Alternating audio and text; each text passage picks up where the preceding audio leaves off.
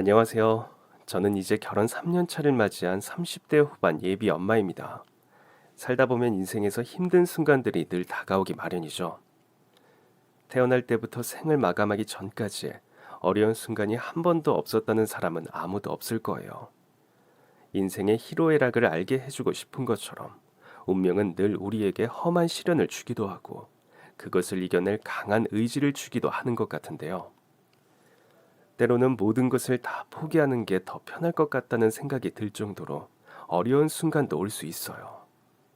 내가 삶을 사는 게 아니라 인생이 나를 쥐고 흔드는 것 같이 괴롭게 느껴질 때 여러분은 어떻게 해결하나요? 삶이 너무 힘들 때마다 나는 어떻게 해결했을까 생각을 해보면 저에게는 엄마가 있었던 것 같아요. 힘든 순간을 이겨낼 수 있는 힘을 주는 분이었죠. 모든 걸 다 포기하고 싶고 더 이상 노력하고 싶지 않은 순간마다 저는 엄마를 생각했거든요. 엄마는 제가 힘든 상황을 이겨내야 할 때마다 그리고 목표를 향해 있는 힘껏 다해 달려가야 할 때마다 저의 이정표가 되어 주었어요. 엄마와 저의 관계가 애틋했던 것은 사고로 아빠가 세상을 떠났기 때문인 것 같아요. 저희 아빠는 제가 어릴 때 일찍 세상을 떠났는데 그 이후 엄마 혼자서 힘든 환경에서 저를 키웠거든요. 엄마랑 아빠는 시골의 작은 동네에서 만난 소꿉친구였어요. 작은 마을이라 또래 친구가 많지 않아 두 분은 늘 같이 놀았다고 하더라고요. 둘이 함께 붙어 다닐 때마다 사람들이 놀리고는 했는데 그럴 때마다 귀까지 벌게 져서는 서로 절대 너랑은 결혼 안 한다고 소리를 치고는 했다네요. 하지만 사람의 마음이라는 게 자꾸 곁을 주다 보면 익숙해지기 마련이죠. 언젠가부터 두 사람은 서로가 없는 게 상상이 되지 않을 만큼 가까워졌어요. 어린 시절부터 거의 한평생을 같이 했으니 그럴 수밖에요. 어른이 되면서 시골에 계시던 외할머니까지 돌아가시자 둘은 정든 고향을 떠나 새로운 곳에 자리를 잡기로 했어요. 무작정 서울로 상경은 했지만 배운 것도 돈도 없던 둘에게 당장 먹고 사는 일이 먼저였어요. 혼인신고만 대충 마친 후 엄마와 아빠는 각자 공장, 건설 현장, 식당, 전단지 배포에 아빠는 밤에 건물을 관리하는 일까지 하며 정말 안 해본 일이 없이 돈을 모았다고 하더라고요. 그렇게 열심히 일을 하던 두 분에게 정말 우연히 좋은 기회가 찾아와요. 아는 지인분이 운영하던 청소업체가 있었는데 병으로 급하게 사업을 정리하면서 부모님에게 해보는 게 어떠냐고 제안했거든요. 청소 도구부터 짐을 싣는 작은 봉고차인 다마스와 조그만 사무실까지 아주 저렴한 가격에 넘기기로 했어요. 그동안 열심히 일하며 성실하게 모아둔 돈 덕분에 두 분은 사업을 시작할 수 있었어요. 친한 지인분이 아파서 급하게 넘기느라 저렴하게 책정하기도 했지만 두 분이 그동안 성실하게 돈을 모았기 때문에 기회를 놓치지 않을 수 있었죠. 저는 이 이야기를 들을 때마다 엄마와 아빠의 성실함이 너무 좋았어요. 낯선 타지에 와서 성실하게 미래를 준비해오며 다시 없을 기회를 잡은 점이 저에게는 가슴에 새길 만한 교훈이었죠.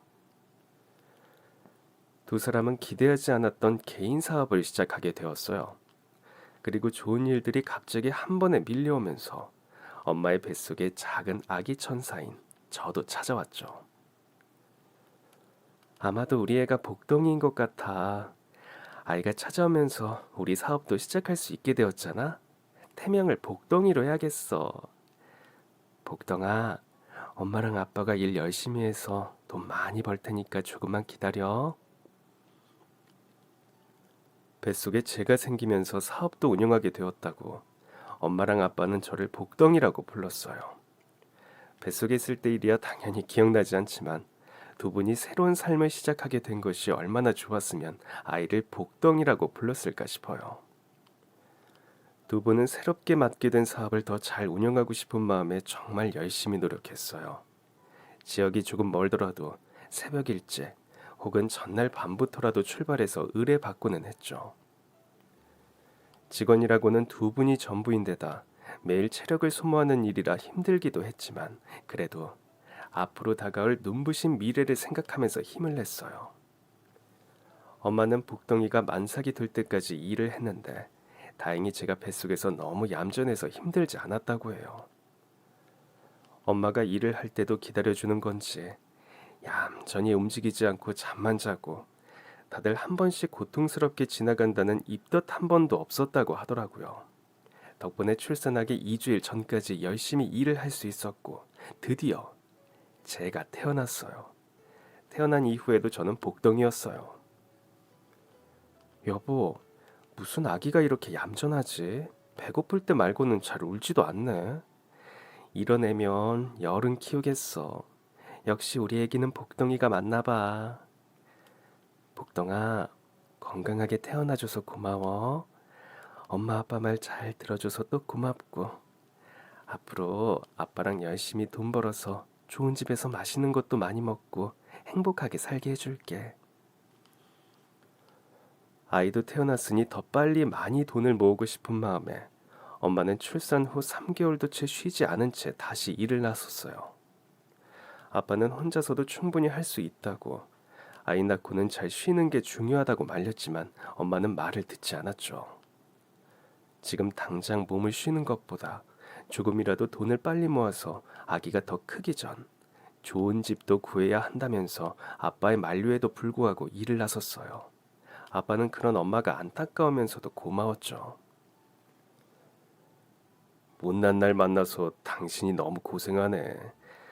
비록 지금은 못난 남편 아빠지만 몇 년 후에는 웃으면서 지금을 추억할 수 있도록 해줄게. 조금만 버텨줘, 두 사람 다. 아마도 이런 게 잘 맞는 짝이겠죠. 가정을 위해 애를 쓰며 그런 서로를 고마워하는 모습을 보며 참 이상적인 부부라는 생각이 들어요. 제가 어릴 때 돌아가셔서 아빠를 만나보지는 못했지만 만약 살아계셨다면 정말 좋은 남편이자 부모님이 되어주었을 것 같아요. 마음은 물론 손발도 척척 맞는 두 사람은 환상적인 호흡을 자랑하면서 일반 주택부터 입주 전 아파트, 사무실, 병원 등등 불러주면 어디든 달려가서 청소했어요. 손톱이 다 닳고 무릎에 멍이 들고 어깨는 늘 파스투성이에 새벽부터 밤까지 일을 하느라 잠도 항상 부족했지만 사랑하는 딸과의 행복한 미래를 그리며 두 분은 힘을 냈어요. 어느새 청소업체를 운영한 지도 4년이 넘었고 저도 이제 막 4살을 지났어요. 그동안 열심히 일한 돈으로 드디어 방 2칸짜리 오래된 다세대 주택으로 이사를 했죠. 워낙 성실하고 꼼꼼한 분들이라 부모님의 청소업체를 이용해 본 고객들은 단골이 될 수밖에 없었어요. 시간이 지나면서 점점 고정으로 찾는 분들도 늘어났고 이제는 둘만의 힘으로 계약을 다 받지 못할 정도로 주변에서 의뢰가 들어왔죠. 그러다 보니 슬슬 사업 규모를 확장해 볼지 생각이 들기도 했어요. 새로운 사무실도 알아보고 일할 사람들 면접도 보면서 인생의 또 다른 도전을 위한 준비를 하고 있었죠.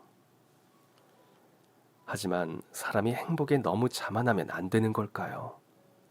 먼저 이야기한 것처럼 인생의 희로애락을 알기 위해서인지 좋은 일은 약속이라도 한 듯 불행과 함께 닥치고는 하죠. 곧 있으면 사업을 더 확장할 생각에 두 분은 정말 신이 났었는데 바로 그때 저희 집안을 집어삼킨 사고가 발생했어요. 그날은 엄마랑 아빠가 시골에 있는 한 요양원이 개원을 앞두고 의료 한 건을 위해서 이른 새벽부터 출발했어요. 서울에서 차로만 3시간 정도 떨어진 곳이기는 했지만 꽤 큰 보수라 그것만 들어오면 새로운 사무실도 계약할 수 있겠다 생각을 했죠. 일찍 시작해 부지런히 청소를 마치고 돌아올 생각으로 새벽부터 출발했는데 운명의 장난이라는 게 이런 건지 아침부터 눈이 내리기 시작했어요. 오늘 눈이 꽤 온다고 하는데 타이어에 체인 안 해도 괜찮을까? 그래? 그런데 지금 시간에 근처 정비소도 안 열었을 텐데 지금으로 봐서는 많이 오는 것 같진 않은데 너무 쌓이기 전에 부지런히 돌아오면 되지 않을까? 너무 많이 온다 싶으면 그때라도 주변에 체인 구해서 끼면 되니까 일단 출발하자. 우리 도착할 때까지는 많이 안 쌓일 거야. 조심해서 운전하면 되니까. 그래, 어차피 지금은 체인 구할 데도 없으니까 일단 출발하자. 가는 길에 문 연 곳 있으면 거기서 사면 되지. 그렇게 두 분은 이른 새벽이라 타이어 체인을 구할 곳이 없어서 가는 길에라도 구입하자는 생각으로 우선 출발했어요. 집에서 막 출발한 지 1시간 정도가 되었을까. 새벽이라 지나다니는 차도 별로 없어 예상보다 빠르게 도착할 수 있을 것 같았죠. 대신 눈이 점차 심하게 쏟아지고 있어서 차의 속도는 줄여야 했어요. 생각보다 눈이 꽤 오네. 그러게. 그래도 이제 도착까지 얼마 안 남았으니까 괜찮을 거야. 출발하기 전에는 시내 들려서 체인부터 사자. 그래. 당신 피곤할 텐데 눈 좀 붙여. 에이, 나보다 운전하는 당신이 더 피곤하지. 일찍 도착하면 같이 차에서 30분 정도 눈 붙이고 시작하자 그럼. 그래 좋다. 그나저나 눈이 너무 많이 오네. 곧 있으면 앞이 안 보이겠어. 어, 저게 뭐야? 여보, 저거 헤드라이트가 왜 이쪽 방향에 있지?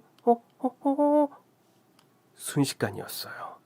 내리는 눈 사이로 자동차 라이트의 불빛이 보이기 시작했는데 같은 방향으로 달려오던 게 아닌 역주행을 하던 차량이었죠. 이상함을 감지했을 때는 이미 늦었고 아빠는 급하게 달려오던 차를 피하려고 했지만 눈 때문에 미끄러운 길 위에서 오히려 가드레일에 부딪히며 절벽 아래로 굴러떨어졌어요. 상대 차량은 음주 상태의 운전자가 타고 있었고 그분 역시 차가 길에서 미끄러지면서 그대로 반대 벽면을 들이받아 그 자리에서 세상을 떠났어요. 가입해둔 보험도 가족도 없고 개인 파산으로 자산도 없었어요. 그 사고로 저희는 범인을 알았어도 잡은 게 아니었고 치료비나 생활비, 손해배상 등 그 무엇도 받을 수가 없었어요. 그리고 그 어떤 것보다 허망하게 세상을 떠나버린 저희 아빠를 두 번 다시 돌려받을 수 없었죠. 이른 아침 절벽 아래로 떨어진 차를 구해줄 사람은 없었어요. 지나가는 차량도 사고가 난 후 한참 뒤에야 도착해 119에 신고를 했고 그 사이 아빠는 이미 정신을 잃었죠. 사고로 인해 엄마는 차 부품에 팔이 끼면서 엄청난 고통을 느꼈어요. 하얀 눈 위로 피가 계속해서 흘러내리고 아빠를 계속해서 흔들어 깨웠지만 반응이 없었죠. 그렇게 눈 속에서 의식이 없는 아빠를 깨우며 살려달라고 한참을 소리 지르기를 40분이 지나서야 그 아래 누구 있어요 하는 목소리를 들을 수 있었죠. 눈길을 달려 또다시 20분이 지나서야 구급대원이 도착했고 급하게 아빠를 들것에 실어서 옮겼어요. 하지만 피도 많이 흘리고 정신을 잃은 지도 1시간이 넘어가고 있었고 추운 겨울 눈 위에서 몸의 온도도 계속해서 떨어지고 있었죠. 엄마는 아빠가 들것에 실려서 구급차에 탄 것을 보고 그제야 정신을 잃었어요. 두 분은 병원에 도착해 급하게 수술에 들어갔어요. 제가 이 소식을 알게 된 것은 그로부터 한참 후였어요. 저녁이 다 되어도 부모님이 저를 데리러 오시지 않았거든요. 어린이집 선생님이 계속해서 아버지가 일 때문에 만든 핸드폰으로 전화를 했고 몇 번을 해도 아무도 받지 않던 끝에 사고를 수습하던 경찰로부터 소식을 들을 수 있었죠. 정말 고맙게도 어린이집 선생님은 저를 집으로 데려다 주었고 이웃집 문을 두드려 사고 소식을 전하며 저를 돌봐줄 수 있냐고 물어봤어요. 부모님이 일을 나갈 때마다 종종 저를 신경 써주었던 이웃 아주머니도 너무 감사하게 일이 마무리될 때까지 자신이 돌봐주겠다고 하셨죠. 부모님이 수술 후 깨어날 때까지 이웃 아주머니가 저를 돌봐줬어요. 사고 후 한 3일 정도 되었을 즈음 저는 아주머니를 따라서 병원으로 갔어요. 거기에는 한쪽 어깨에 붕대를 감고 얼굴부터 다리까지 온통 반창고와 상처로 덮인 어머니가 누워 계셨죠. 엄마, 아파? 엄마 괜찮아. 사고가 났는데 의사 선생님이 잘 고쳐주셨어. 병원에서 며칠만 약 잘 먹고 누워있으면 금방 나을 거야. 아빠는? 아빠는 아빠는 아빠도 괜찮을 거야. 아빠는 너무 아파서 지금 자고 있어. 그런데 우리 복덩이 왔으니까 곧 깨어날 거야. 우리 딸 보고 싶어서라도 아빠 일어날 거야. 그래야지. 얼른 일어나서 우리 딸 안아주고 놀아줘야지. 그래야지. 어머니는 붕대를 감지 않은 한쪽 손을 들어 눈물을 훔쳤어요. 그 모습을 보던 옆집 아주머니는 안타까워하며 같이 눈물을 흘렸죠. 가까이 다가가 어머니의 손을 잡아주면서 두 사람은 같이 눈물을 흘렸어요. 나중에 알게 되었는데 아빠는 사고로 머리를 다치면서 혼수 상태에 빠졌다고 하더라고요. 수술을 마친 후에도 깨어나지 못해 중환자실에 입원한 상태였고 의사도 깨어날 수 있을지 모르겠다며 말을 아꼈다고 해요. 혹시라도 깨어날 수 있지 않을까 무작정 기다리는 것 말고는 방법이 없었고 어린 저는 잘 몰랐지만 그 사실을 모두 알고 같이 병원에 있던 엄마는 하루하루가 얼마나 고통스러웠을까 싶어요. 엄마는 그때의 사고로 한쪽 팔을 잃었어요. 심하게 다친 팔은 수술로도 되돌릴 수가 없을 정도였거든요. 엄마의 간절한 바람과는 달리 일주일 후 아버지는 혼수 상태에서 깨어나지 못한 채 세상을 떠났어요. 그 소식을 들은 엄마는 침대에서 오열을 하다가 정신까지 잃었다고 하더라고요.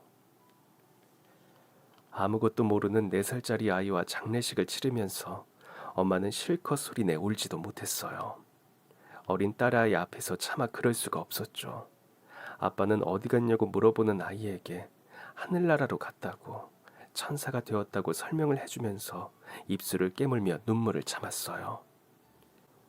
한쪽 팔까지 없는 여자가 홀로 아이를 키운다는 건 쉽지 않은 일이에요. 엄마는 늘 아빠와 함께하던 일을 혼자 해야만 했어요. 평생을 의지하던 두 사람이었는데 갑작스럽게 세상에 덩그러니 혼자 남게 되었죠. 자신이 책임져야 할 어린 자식까지 말이죠. 한쪽 팔로 청소 일을 한다는 건 쉽지 않았어요. 그래도 할 줄 아는 기술이 그것뿐이고 굶을 수도 없이 어떻게든 먹고 살아야 하니 악착같이 쓸고 닦았죠. 한쪽 팔로만 청소를 하려니 전보다 일은 속도도 나지 않고 고객들의 만족도도 떨어지면서 의뢰도 자꾸만 줄어갔어요. 생활은 점점 어려워져 갔어요. 겨우 숨통이 트이려나 했던 삶은 자꾸만 힘들어졌죠. 아마도 그 시절이 엄마의 삶에서 가장 어두운 시절이 아니었을까 싶어요. 가끔 엄마는 누군가와 전화를 기다리고는 했어요. 한참 통화를 하면서 울고 웃기도 했는데 언젠가부터는 전화가 오지 않더라고요. 나를 위해 고생하는 엄마를 행복하게 해줄 방법을 찾아야 했어요. 학생인 제가 할 수 있는 건 공부. 엄마가 부모로서 역할을 수행한다면 저는 학생으로서 업무를 소홀히 해서는 안 되겠죠. 엄마는 공부를 하라는 잔소리를 한 번도 한 적이 없어요. 어쩌면 그런 것까지 신경 쓸 정도로 여유가 없어서였을지도 모르지만요. 그래도 저는 공부를 했어요. 내가 공부를 잘하면 좋은 성적을 받아오면 엄마가 웃을 수 있을 것 같았거든요. 100점짜리 시험지를 내밀 때마다 엄마는 기뻐했어요. 우리 복덩이는 어떻게 100점을 다 맞지? 학원도 안 다니고 엄마가 공부를 도와주는 것도 아닌데 진짜 천재 아닐까? 내가 천재면 아마 엄마랑 아빠를 닮아서 그런 거 아닐까? 머리는 타고난다는 말도 있잖아. 똑똑하게 태어날 수 있게 해줘서 고마워. 좋은 성적을 받을 때면 활짝 웃는 엄마 모습을 보고 이거다 싶더라고요. 그래서 더 열심히 공부를 했어요. 그때는 그게 전부인 줄 알았거든요. 내가 공부를 잘하면 엄마가 기뻐할 거라는 생각뿐이었어요. 하지만 나이가 더 들수록 알겠더라고요. 개천에서 용난다고 하지만 그게 얼마나 힘든 일인지요. 가난한 집안에서 공부를 잘하는 자식은 부담이에요. 졸업하고 빨리 취업하면 되는 게 아니라 대학을 보내야 하니까요. 대학 등록금이 한두 푼 들어가는 것도 아니고 무조건 장학금을 받을 수 있다는 보장이 있는 것도 아니죠. 그렇다고 대학에 갈 만큼 성적이 좋은데 안 보내거나 더 안 좋은 곳으로 하향 지원을 시키는 것도 마음이 편하지는 않을 거예요. 현실을 알게 되었을 때 저에게는 몇 가지 선택지가 있었어요. 첫 번째는 다 포기하고 취업하기. 가장 간단한 방법이었고 제일 빨리 돈을 벌 수 있는 선택이었죠. 애써 고등학교를 졸업할 것을 기다릴 필요도 사실 없었어요. 그냥 바로 취업을 하면 됐거든요. 고등학교까지는 어떻게든 다니고 싶다고 해도 길어야 1년 뒤면 바로 돈을 벌 수 있었죠. 두 번째 선택지는 어려운 살림에 남아있는 돈을 박박 긁어서 학자금 대출이라도 받아 대학에 가는 거였어요. 당장은 고되고 힘든 생활이 되겠지만 제가 명문대를 나오고 나서 좋은 곳에 취업을 한다면 대출금 정도는 금방 갚을 수 있지 않을까 싶었죠. 하지만 생활비도 겨우 마련하는 마당에 엄마에게 대학 등록금까지 부담시키는 건 너무 무리였죠. 제가 선택한 건 세 번째였어요. 마지막 세 번째 선택은 앞선 방법들보다 훨씬 어렵고 힘든 데다 가능성도 낮았지만 엄마의 고생을 덜 수 있었죠. 바로 장학금이에요. 지금보다 더 죽기 살기로 노력해서 제가 가고 싶은 대학의 장학금 기준에 합격하는 거였죠. 눈을 뜨고 있는 시간은 물론 감고 있을 때도 공부를 했던 것 같아요. 밥 먹는 시간도 아까웠어요. 점심시간에는 급식이라서 밥을 먹으면서 공부를 했고 저녁은 우유 하나로 때우기도 했어요. 가장 빨리 먹을 수 있으면서 영양분이 충분한 것 같았거든요. 아니면 집에서 주먹밥을 많이 싸서 다녔어요. 책을 보면서도 입에 쏙 넣을 수 있었으니까요. 제가 가고 싶었던 서울 법대를 진학하기 위해서는 잘하는 것만으로는 부족했어요. 누구보다 잘해야 했죠. 지금만 견디면 된다는 생각으로 버텼어요. 너무 힘들어서 다 포기하고 싶고 그냥 주저앉아 울고 싶을 때는 엄마의 모습을 떠올렸어요. 언젠간 멀리서 지켜봤던 엄마의 일하는 모습을요. 한쪽 팔로 청소 도구를 들고 계단을 오르며 땀을 뻘뻘 흘리면서 쪼그려 앉아 바닥을 닦던 엄마의 모습을 떠올리며 다시 연필을 쥐고 책상에 앉았어요. 밥 먹는 것도 자는 것도 잊은 채 그렇게 보낸 수험 생활의 끝은 다행히도 달콤했어요. 제가 가장 가고 싶었던 서울 법대에 당당하게 장학금을 받고 합격했거든요. 합격이라는 두 글자를 보고 저도 울었지만 엄마는 그 앞에서 오열을 했어요. 잘했다고 기뻐하실 줄 알았는데 오히려 저에게 미안하다고 하시더라고요. 미안하다. 못난 엄마 만나서 해준 것도 없는데 이렇게 애써줘서 정말 고맙다. 다른 집에서 태어났으면 더 좋은 환경에서 편하게 공부했을 텐데 못난 부모 만나서 아등바등 사는 엄마 뒤를 따라 너도 남들보다 몇 배는 더 애쓰게 만들어서 정말 미안하다. 미안해. 대학에 들어가서 제가 가장 먼저 한 건 아르바이트를 구하는 거였어요. 학원 보조 강사부터 과외, 주말 저녁에는 데스크 총무까지 공부하는 시간 외에는 무조건 일을 했어요. 우여곡절 끝에 장학금을 받고 대학에 왔어도 통학비에 교재비는 물론 학교에서 점심만 먹어도 식비가 나가니 돈 쓸 일은 끝나지 않았어요. 게다가 이제 저도 성인이니까 일을 해서 엄마 혼자 고생하지 않도록 도울 수 있었죠. 엄마와 저는 힘을 모아서 열심히 살았어요. 저는 법대라 남은 고시나 연수원도 있어 진짜 변호사가 되기까지는 아직 끝난 게 아니었어요. 해야 할 공부도 산처럼 쌓였지만 주변에서 어떻게 딸을 그렇게 좋은 대학에 보냈냐고 부러워하는 눈빛을 엄마에게 보낼 때마다 뿌듯함이 밀려왔어요. 그리고 여기서 멈추지 말고 더 높은 곳을 향해 가서 돈도 많이 벌어 빨리 엄마를 호강시켜주고 싶었죠. 장학금을 계속 받기 위해서는 성적도 늘 유지해야 됐어요. 아르바이트에 학교 공부, 고시 준비까지 수험생 때보다 더 바쁘고 쉴 틈도 없었지만 조금씩 제가 바라던 미래에 가까워진다는 생각이 들더군요. 사실 고시 준비는 너무 힘들어서 두 번 하고 싶지 않은 생각에 더 열심히 했어요. 이걸 두 번은 못한다. 한 번에 합격하자 싶었죠. 로스쿨을 진학하는 친구들도 있었는데 학비가 든다는 이야기에 저는 포기했어요. 졸업 후 3년 동안 도끼가 잔뜩 오른 채 준비를 해서 1차 시험에 당당히 합격했어요. 그 후로 2차를 아슬아슬하게 붙었지만 다행히 면접은 우수하게 통과했죠.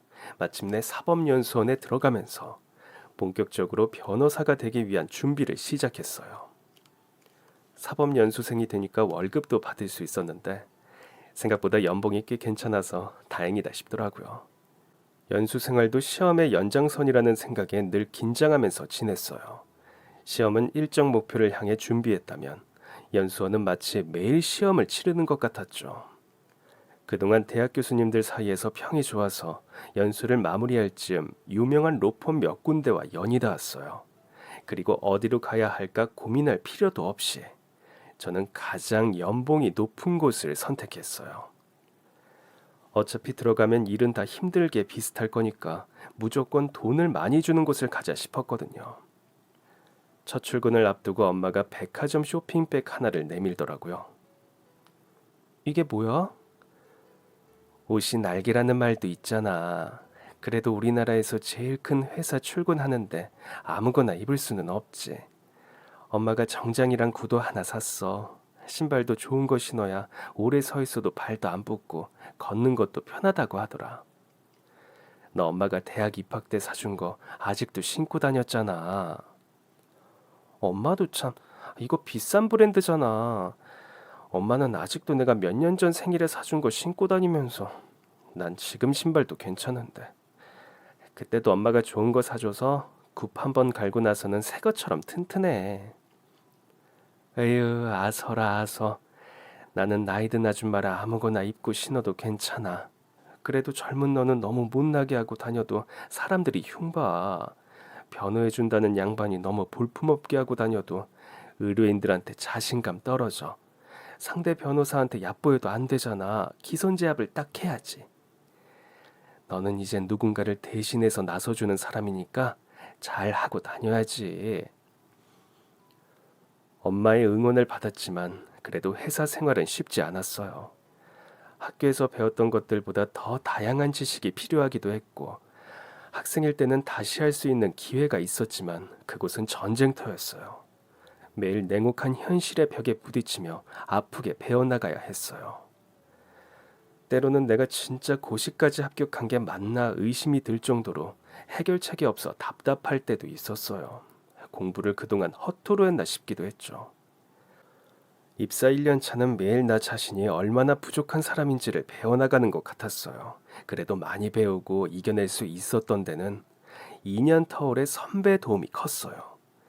제 사수이기도 했던 선배는 굉장히 친절하게 저를 가르쳐 주었거든요. 다른 동기들은 일도 힘든데 사수까지 자기를 못살게 군다며 괴로워하기도 했는데 그래도 저는 그나마 다행이었죠. 기업 관련해서 큰 사건을 맡은 적이 있는데 우리 회사 변호사가 거의 5명, 6명 정도 함께 했어요. 그나마 동기들 사이에서 눈에 띄었던 저는 사수와 함께 이번 프로젝트에 함께하게 되었죠.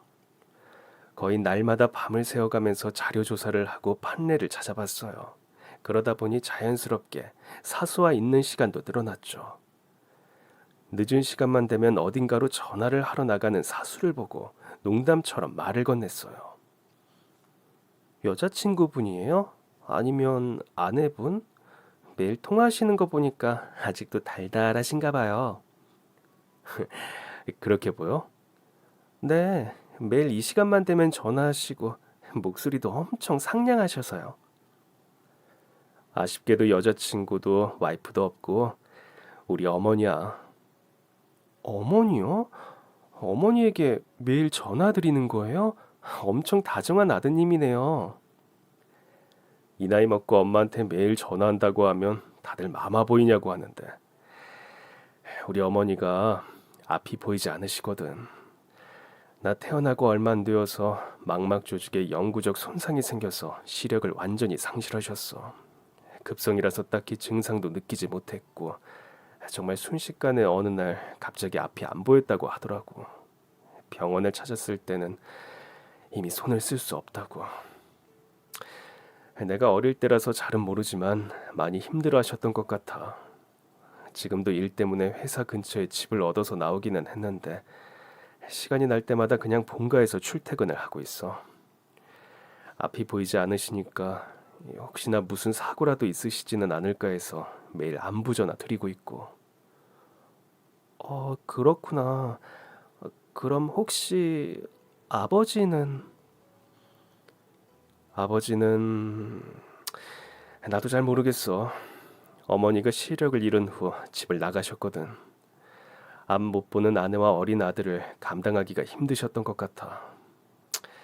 아휴, 내가 너를 두고 별 이야기를 다 한다. 괜히 무겁게 생각하지 마. 우리 어머니 앞이 보이지 않고 아버지도 계시지 않았지만 정말 열심히 나를 키워주셨거든. 두 사람 몫의 사랑보다 과분한 애정을 받으면서 자랐어. 저도 이해해요.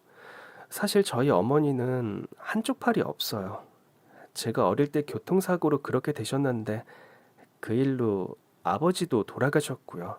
그래서 선배 마음 이해할 것 같아요. 저도 아직 본가에서 출퇴근하고 있는데 어머니가 걱정되어서 독립을 미루고 있거든요. 저희 두 사람은 몸이 불편한 어머니와 아버지의 부재로 유대감이 생겼어요.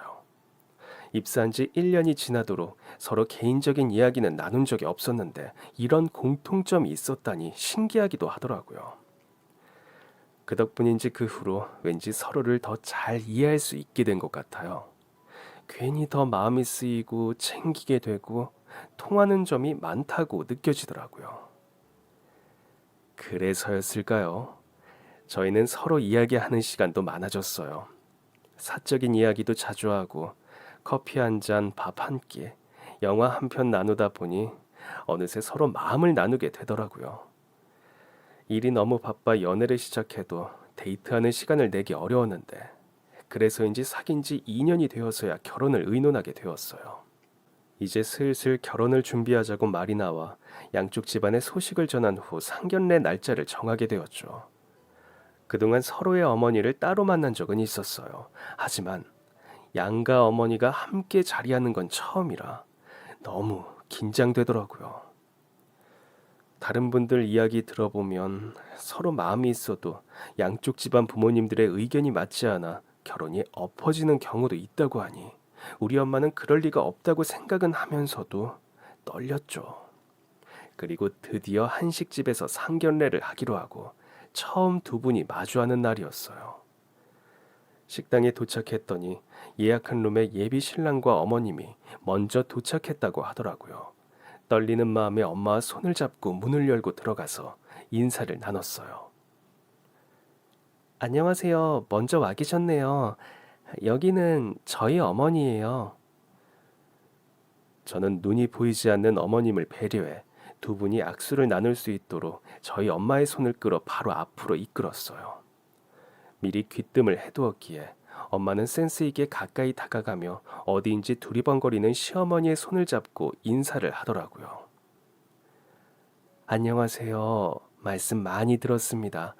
소연이 엄마 되는 사람입니다. 그런데 저희 엄마가 인사를 하자마자 어머니가 깜짝 놀라시더라고요. 혹시 저는 너무 갑자기 가까이 다가가서 그런가 싶어 죄송한 마음이 들어 사과하려는데 어머니가 잡은 손을 더듬으면서 다시 한 번만 이야기해달라고 하셨어요. 혹시 성함이 오숙자? 숙자, 너 혹시 숙자니? 0224의 254. 네? 아니, 그걸 어떻게... 맞아? 너 숙자 맞니? 일요일마다 나랑 전화하던. 그걸 어떻게... 아니, 너 혹시 미옥이? 미옥이야 맞아? 깜짝 놀랐어요. 시어머니가 먼저 저희 엄마의 이름을 이야기했거든요. 그리고 전화번호를 불러주셨는데 그걸 듣더니 엄마도 갑자기 어머님 성함을 외쳤어요. 이게 무슨 상황인가 싶어 두 분을 번갈아 보며 예비 신랑과 눈이 마주쳤는데 그쪽도 어깨를 으쓱하면서 모르겠다는 포즈를 취하더라고요. 그 사이 두 분은 서로를 부둥켜 안으면서 눈물을 펑펑 쏟으면서 반갑다며 인사를 하고 있었어요. 서로를 얼싸안고 한참을 울면서 안부 인사를 하더니 겨우 마음이 진정되었는지 눈물을 훔치면서 자리에 앉으셨죠. 숙자야, 너를 이렇게 만나다니. 그러게 말이다. 나도 널 이렇게 다시 만날 줄은 몰랐어. 항상 안부가 궁금했는데. 그러게 기집애야. 갑자기 연락이 뚝 끊겨서 내가 얼마나 걱정했는지 아니? 미안해. 그때 생활이 너무 어려워서 전화 요금 낼 돈도 없었거든. 그래서 전화가 끊어졌지 뭐야. 맨날 전화는 네가 걸었으니 내가 공중전화라도 찾아서 할 방법도 없더라. 전화 끊기고 나서야 그동안 내가 네 번호도 모르고 있었구나 알아챘어. 다른 소식 전할 방법도 없고 그 후로 대출금 때문에 집도 빼고 겨우 장례식에서 만난 먼 친척분 도움으로 다른 곳으로 이사하면서 정신도 없었어. 그 후에도 나도 너를 종종 생각했는데 이렇게 다시 만날 줄이야. 그런 일이 있는 줄도 모르고 그때 우리 참 어렵긴 했나 보다. 전화가 다 끊기고 말이야. 그래도 난 네 덕분에 지금까지 살아있을 수 있어. 다 네 덕분이야. 내가 지금 살아있는 것도 우리 아들이 이렇게 건강하게 자란 것도 지금이라도 인사할 수 있어서 다행이다. 고마워 숙자야. 정말로 고맙다. 나야말로 고맙지. 그때 사고로 남편도 잃고 팔도 잃고 수술비랑 병원비 내느라 은행에 대출도 받았는데 일도 끊겨서 진짜 어떻게 살아야 하나 막막했어. 그래도 누군가한테 이렇게 힘든 일이 있다 털어놓으니까 마음이 좀 가벼워지더라. 나도 네 덕분에 참 많이 위로받았어. 위로는 네가 나한테 해줬지.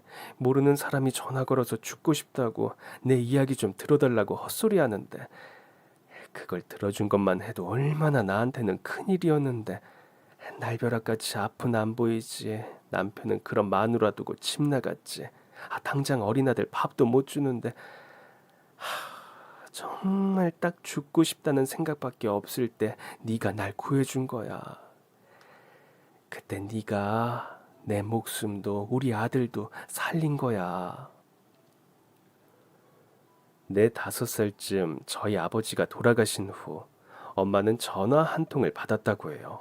모르는 사람에게서 걸려온 전화였는데 받자마자 잘못 걸었다고 이야기하고 끊으려는 찰나 갑자기 수화기 너머에서 나 지금 죽을 것 같아. 내 이야기 좀 제발 들어주세요 하는 울음 섞인 간절한 목소리를 들었다고 하더라고요.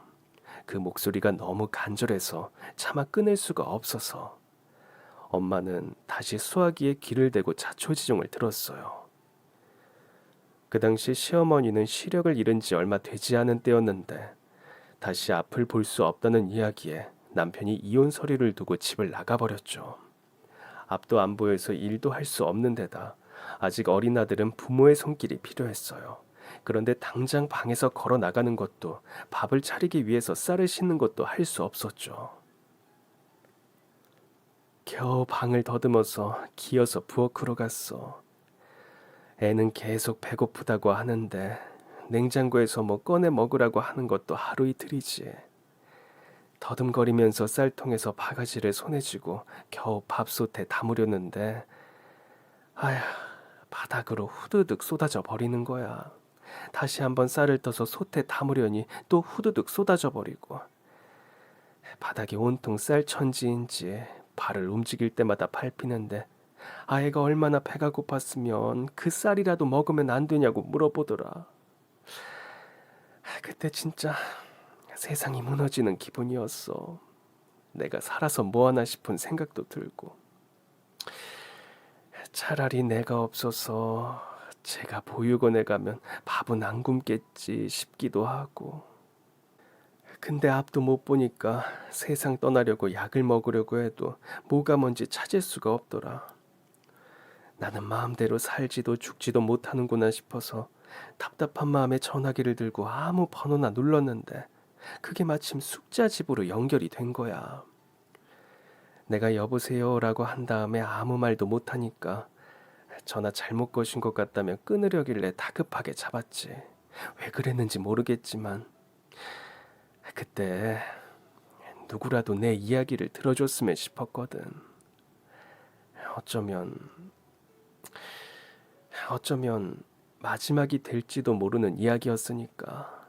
그래서 울면서 앞도 못 보고 남편도 없고, 그렇다고 집안 형편이 좋지도 않고 어린 아들은 배고프다고 오는데 어떻게 해야 할지 모르겠다고 그렇게 하소연했다. 그랬더니 네 엄마가 뭐라고 했는지 아니? 숙자야, 기억나? 그럼 기억나지. 네가 울면서 아무것도 못하겠다고 다 포기하고 싶다고 하길래 내가 그랬지. 안 된다고. 우리는 엄마니까 안 된다고. 마음대로 포기할 수 없다고. 그래, 네 엄마가 그러더라. 지금 네 아들도 배고프다고 너만 바라보는데 그 어린애를 어떻게 포기하냐고.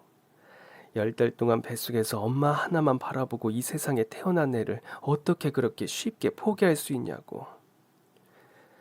우린 엄마니까 우리 애들 내가 이 세상에 데려왔으니까 마지막까지 힘을 내서 돌봐줘야 한다고. 그러면서 자기 이야기를 해주더라고. 남편이 갑자기 사고로 세상을 떠났고 그것 때문에 자기도 한쪽 팔을 잃었다고. 거기에 병원비랑 수술비 때문에 대출까지 받았는데 한쪽 팔로 청소일 하는 게 어려워서 생계가 아슬아슬하다고. 그래도 자기는 딸아이 생각해서 이악 물고 내일도 버틸 거라고 하더라고. 같은 처지의 아이 엄마라 그런지 이상하게 위로가 되더라고. 그래서 나도 이악 물고 버티기로 했어. 나는 엄마니까. 마지막에 네 엄마가 언제든 힘들 때 전화하라면서 번호를 불러주더라고. 그 후로 한 3년 정도 됐나? 둘 다 일 쉬는 일요일마다 전화했지. 그때 우리 애가 6살쯤이었는데 위치 알려달라고 해서 겨우 쌀을 떠서 밥도 짓고 시각장애인 등록해서 지원도 받았어. 그리고 너희 엄마가 근처 복지관 있으면 가보라고 일자리 찾을 수도 있다고 알려줬지. 하늘이 무너져도 솟아날 구멍이 있다고. 막상 또 살려고 하니까 사라지더라. 그래도 그때 숙자가 아니었다면 그런 용기 못 냈을 거야. 그때는 내가 멀리까지 나가기 어려울 때라 만나지는 못하고 전화만 계속했지만 그래도 그 전화가 그 당신의 인생의 유일한 희망이었단다. 사돈으로 인연을 맺은 줄 알았던 두 분은 알고 보니 더 오래전부터 서로를 알고 있었어요. 심지어 서로의 인생에서 등불이 되어주던 존재였더라고요. 그리고 이야기를 들은 후에야 어린 시절 어머니가 늘 누군가의 전화를 기다렸다는 기억이 떠올랐어요. 어떤 사람과 한참을 통화를 했었던 기억이 있었는데 그게 예비 시어머니였다니 너무 놀랍더라고요. 시어머니는 시력을 잃은 후 청각이 굉장히 예민해졌다고 해요. 시력에만 의존해 사람들도 구분해야 했기 때문에 목소리를 남들보다 훨씬 잘 기억한다고 했어요. 그래서 저희 어머니 목소리를 듣자마자 단번에 알아채셨다고 하더라고요. 긴장 가득했던 상견례는 두 분이 특별한 인연임을 알게 된 후 더 이상 걱정할 필요가 없었어요. 오히려 결혼을 앞둔 저희 두 사람보다 어머님들 사이가 더 각별했거든요. 두 분은 서로의 눈과 팔이 되어주면서 일 때문에 바빠서 결혼 준비도 제대로 하지 못하는 저희를 대신했어요. 신나서 예물도 보러 다니시고 한복도 서로 골라주고 누가 보면 친자매라고 생각이 들 정도로 사이가 좋으셨죠. 두 분의 모습을 보니 저희가 연인이 된 것도 어쩌면 그래야 하는 인연이기 때문이 아닐지 생각이 들더라고요. 회사 일이 겹치면서 상견례 이후 결혼까지는 시간이 꽤 걸렸지만 그 사이 어머님들은 완전 절친이 되었어요. 그리고 그런 두 분을 위해서 저희도 선물을 준비했어요. 처음에는 저희 둘만 지낼 신혼집을 구하려고 했는데 생각이 바뀌었거든요. 저희는 4인 가족이 살 수 있는 방 4개짜리 아파트를 구했어요. 그리고 두 분 어머니를 같이 모시고 살기로 했죠. 신혼인데 뭐하러 엄마들이랑 같이 살려고 하냐고 처음에는 거절하셨는데 그래도 막상 이사하고 나니 좋아하시는 것 같더라고요. 어차피 저희 두 사람도 어머니들 두고 둘만 사는 게 마음이 편치 않았는데 잘 됐다 싶었어요. 벌써 같이 산 지 3년이 되었지만 여전히 두 어머님은 친자매처럼 지내고 계시는데요.